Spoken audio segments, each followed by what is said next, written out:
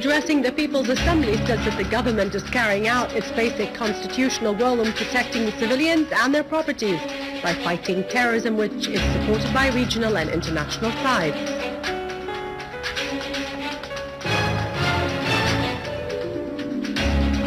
Darfur citizens and the villages surrounding it stressed in a mass rally their support to the Syrian Arab Army in its war against terrorism. Tens of thousands of Bahrainis demonstrate in the third anniversary to the launch of their popular protests against the rule of Al-Khalifa regime and demanding reforms and democracy.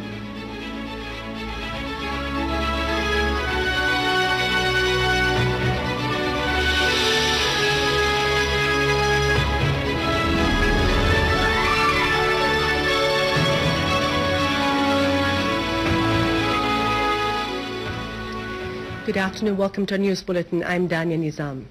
The People's Assembly has held its first session of the 6th ordinary term of the first legislative term with the presence of Prime Minister Halqi and members of the cabinet. Addressing the Assembly, Speaker Mohammed Jihad Laham hailed the performance of the government and the extensive efforts being exerted to provide services to the citizens like medication, foodstuff, education, electricity and the rehabilitation of all damaged areas. Laham stressed on the necessity to provide support and secure all the needs of the families of the martyrs and those wounded as soon as possible. Prime Minister Halqi asserted in the first session of the People's Assembly that the Syrian government is continuing its national duty in its full capacity. Dr. Halqi pointed out that the government is carrying out its basic constitutional role in protecting the citizens by fighting terrorism, which is supported by Arab and foreign countries. The final session of the second round of talks between the delegation of the Syrian Arab Republic and the coalition delegation in the presence of the UN envoy to Syria, al-Ibrahimi, ended yesterday. And it ended without reaching an agreement on the agenda, despite Syria's official delegation agreeing on it. The agenda of Geneva communique included 4 items, the first of which is rejecting violence and combating terrorism. The second is a transitional government. The third is protecting the institutions and maintaining their continuity, and the fourth focuses on the national conciliation. The delegation of the Syrian Arab Republic insisted on considering each item separately in the dialogue within the draft agenda in order to reach an agreement on each of them, because such an accord would reflect positively on other items. The official delegation explained that the coalition delegation wanted to make the transitional government a priority because the side of utilizing terrorism hasn't ended yet. Syrian Arab Republic delegation stressed that the item of combating terrorism or any other item couldn't be discussed in 2 hours and then moving on to other items without reaching an agreement. And this applied to all items, adding that any political solution that comes in the service of fighting terrorism, protecting Syria's sovereignty and saving its people is quite acceptable, and it is the main reason for the presence in Geneva. However, the other delegation doesn't have an independent decision. The Syrian government's delegation accepted from the beginning, within the first 3 minutes of the meeting, the agenda proposed by the international mediator, Mr. Al-Ibrahimi. We did accept the agenda, the draft agenda of the meeting. The problem was raised immediately by the other side when they gave their own interpretation of the agenda. And this is where the problems started raising in the meeting.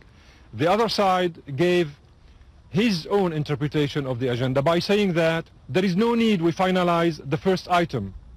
There is no need to fully finalize the first item. We will give it one day for discussion, and then we will move to the other item, which is the interim government. We cannot move from item 1 to item 2 or item 3 or item 4 without fully considering this item and concluding by a common vision of this item by the 2 sides. Something that the other side objected to by saying, no, we don't agree with this reading. So they wanted to dictate their own interpretation of the agenda in a very wrong way. And this is where the problem started between the two sides. You may be aware that President Obama made his statement yesterday about further supporting the military opposition, the armed groups.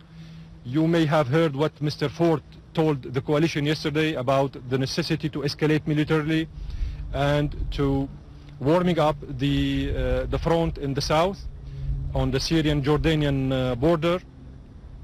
You may be aware of the Russian clarification of this threat, military threat of a military action by France and United States, some kind of military action. So those people you have referred to are not really committed towards guaranteeing the success of Geneva talks. On the contrary, there were no goodwill at all during all the talks in the second round with regard achieving at least or adopting a draft agenda. We spent 6 days talking about the necessity to adopt a draft agenda. At the end, today, the international mediator came to the meeting with a draft agenda. We immediately accepted the draft agenda, while the other side did not.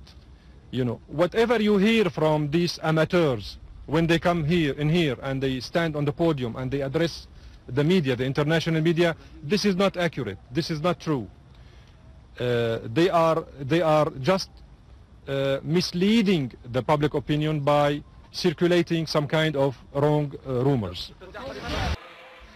Emphasizing the national principles and expressing support of the Syrian Arab Army in its war against terrorism, residents of Yafur in Damascus countryside staged a huge rally asserting their rejection of any foreign interference in Syria.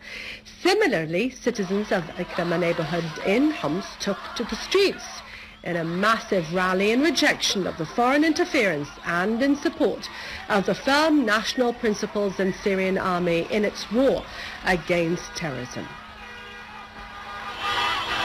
Also in Jabli of Latakia countryside, a huge rally was organized where the citizens held the national flags and banners to express their allegiance to their country and their gratitude to the Syrian Arab Army, asserting that the official delegation in Geneva is the real representative of the Syrian people and their advocate against the Takfiri terrorism. Units of the Syrian Arab Army have targeted terrorist gatherings in Al-Qabariyah and Man towns in Hama northeastern countryside. Other units have targeted terrorist gatherings in Sudan and Mork town, killing a number of them. A military source has said that among the killed who have been identified were Ahmed Ma'tou, Bilal Ahmed al-Sheikh, Dirar Muhammad Sattouf, Ismat Sulaiman al-Ahmed, Samir Ali Sheikh, Khalid and Hassan Hussein Swaidan.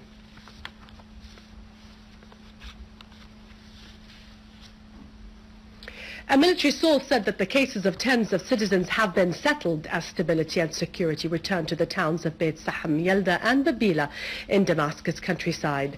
In Damascus countryside, the Syrian Arab Army also carried out a series of operations destroying the terrorists' hideouts and gatherings, including all weapons and ammunitions inside. Many terrorists from Jabhat al-Nusra were also eliminated, and the army destroyed large amounts of weapons in the farms of Rima and in the outskirts of Yabrud. Other terrorists were also killed in Al-Mleha, Al-Abbasiyin and Khan al-Sheikh, and also in Daraya and Jobar, as well as in Douma. Among the terrorists killed there was Hassan Bitar, a leader of a terrorist group. Governor of Homs, Salah al-Barazi, said that the cases of 35 persons aged between 15 and 55 years old who were evacuated from the old city of Homs neighborhoods were settled. Meeting the persons whose cases were settled, the governor pointed out to halting the evacuation operations today because some armed groups prevented the citizens inside from moving from the crossing points to outside the old city. He added that the situation of the young men whose cases have not been settled yet will be studied in 4 days according to the legal situation, as some of them will benefit from the amnesty law and some might go to court within a legal framework. Minister of Interior Lieutenant General Mohammed Al-Shaar said that there is no force in the world that can dictate on the Syrian things that contradict their principles, even by waging an unprecedented war of terrorism.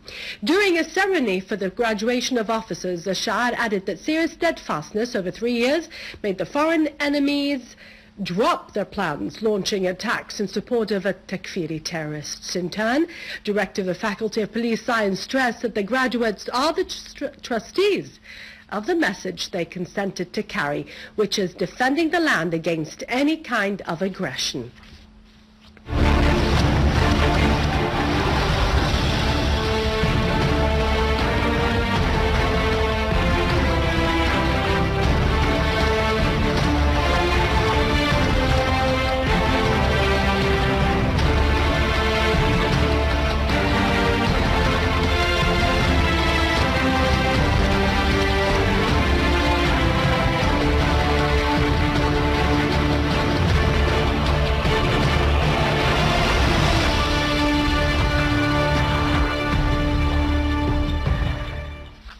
In Damascus, activities of the Syrian Women Ladies of Peace Conference kicked off under the title, "The Role of Syrian Women in Ending War and Bringing Peace." The participants discussed the women protection laws during the crises and proposed mechanisms for women empowerment in society. Minister of Social Affairs Dr. Kinda Shamat underlined the government's interest in safeguarding the rights of Syrian women, building their capabilities and bolstering their social roles. The minister said the conference is aimed at laying down executive mechanisms for implementing the women-oriented protection and equality programs and activating the women's role in ending war, in addition to their participation in political life and national reconciliation.